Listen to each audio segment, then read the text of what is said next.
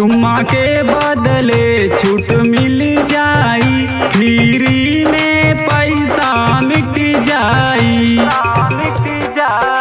चुम्मा के बदले छूट मिल जाई, फ्री में पैसा मिट जाई।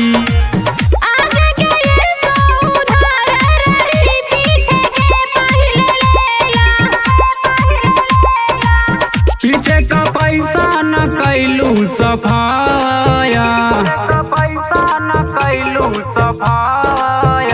उहे पैसा बा तोहरे लागे हमार बकाया।